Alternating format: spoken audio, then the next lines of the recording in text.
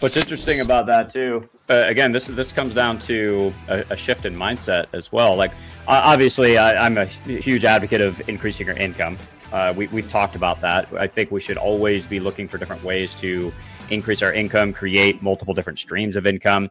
But what's often neglected, though, is efficiency, tackling the efficiency errors in our lives. Like, what are some things that I'm doing that I could do a lot better that would actually increase my cash flow right now without getting a raise at my job, without increasing my income? What if I just changed where my money went first and how I pay my bills?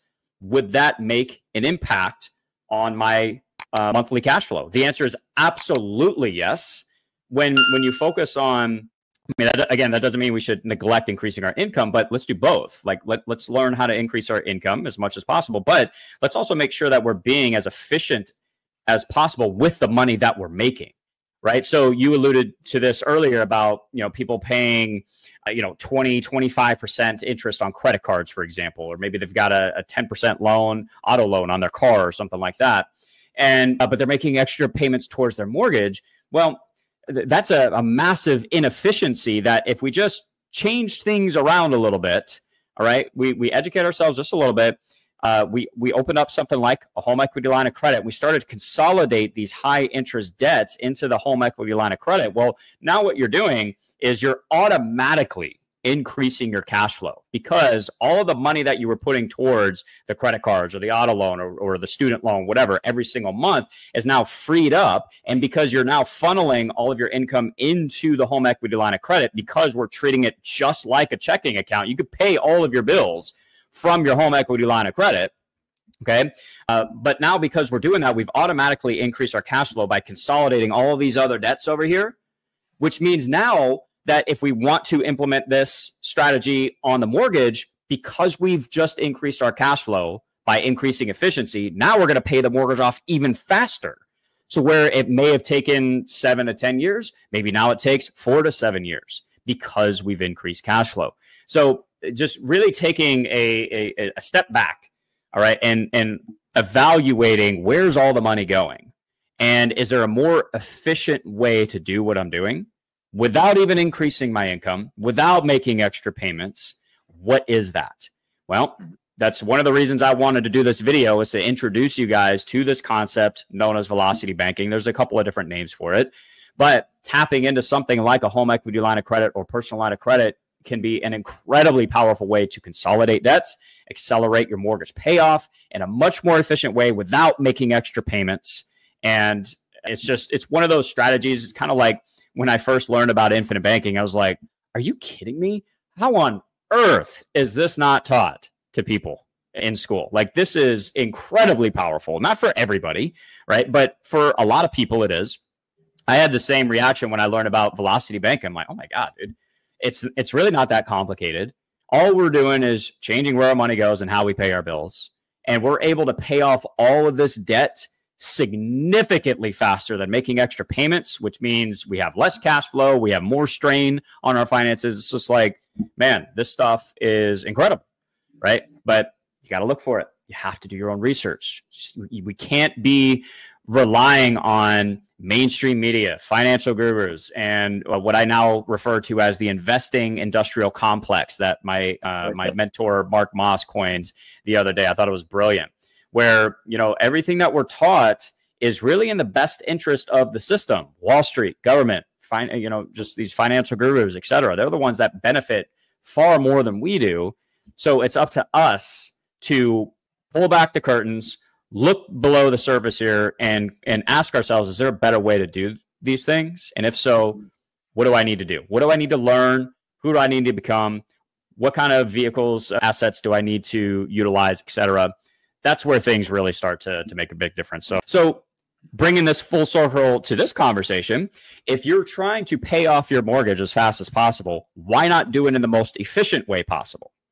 If there was a better way to save, that the end goal is to get debt-free as fast as possible, if that's the goal, if the goal is to save as much interest as possible and pay off the mortgage as fast as possible, if there was a more efficient way, a better way of doing it than a 15-year mortgage or making extra payments in general, would you want to know about it? Well, if the answer is no, and you just want, you're focused on the financial product, nope, I'm just going to do a 15-year mortgage because that's what's going to be easiest for me. Again, God bless you. Do what you want to do.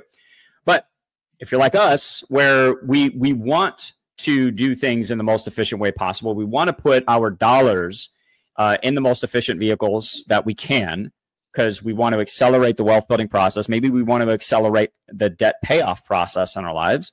Well, there is a way to do that. We're not typically taught about this particular strategy because these institutions are not financially incentivized to do so. They don't make nearly as much money off of us. They're not able to extract anywhere near as much wealth from us as they can with mortgages and amortized loans and things like that.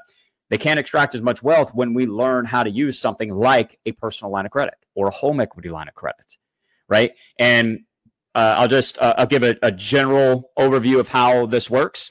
We can discuss it in a little bit in detail. I'm going to do another video, like going through calculators and breaking down the actual numbers and stuff. So make sure you guys subscribe. I'll link that down below when I get it done. But here's the general idea. And this is how it used to be done as well. People oftentimes think that mortgages, amortized loans, have always been the norm. They actually haven't. Things like home equity lines of credit, or just lines of credit in general, were often the method of purchasing things like homes. All right. But that's a history lesson. We don't need to go there. But here's the concept: is we're going to open a personal line of credit or get a home equity line of credit. And because it's open-ended, and what that means is that money can flow in and money can flow out with ease, without interruption. With a mortgage, it's closed-ended. So money can go in, but money can't come out. You can't spend that money anymore, again, unless you refinance or you sell the property. With a home equity line of credit, it's open-ended. You can put money in, you can take money out. Now, you're going to pay a little bit of interest on that, but using this strategy, you're going to save a ridiculous amount of interest over the long run, and it's going to help you pay off the mortgage typically within 5 to 7 years. Now, I'm not always great at math, but 5 to 7 years sounds like a lot less than 15 years, right? So again, the question is, if we want to pay off the mortgage as fast as possible, why not do it in the most efficient way possible, right? So if you could pay it off in 5 to 7 years without making extra payments, why on earth would we ever do a 15 to 30-year mortgage? Or I should say, why would we ever make extra payments towards a mortgage? Because all we're doing, guys, with this strategy, velocity banking, you can look it up. I'm going to be doing plenty of videos on it. But basically, all we're doing is utilizing our home equity line of credit or personal line of credit, whatever, as our checking account. That's all we're doing. So we funnel all of our income into the line of credit.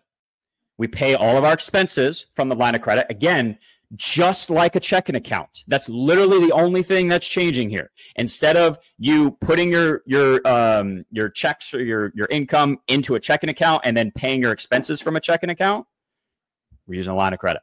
That's it. And what happens is now we're able to utilize all of our income to pay down the line of credit as it's called chunking. Like we take $5,000, $10,000, $20,000 chunks. It depends on how much of a line of credit you have.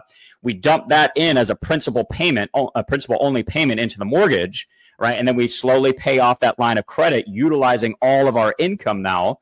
And it significantly accelerates the payoff of the mortgage. Because when you think about it, when you make a mortgage payment from your checking account, for example, let's say you make $4,000 a month, your mortgage payment's $1,000. Okay, well, you're now only using a quarter of your income to pay off your loan. Versus when we use something like velocity banking, now we're able to use all of our income to pay off this mortgage, right?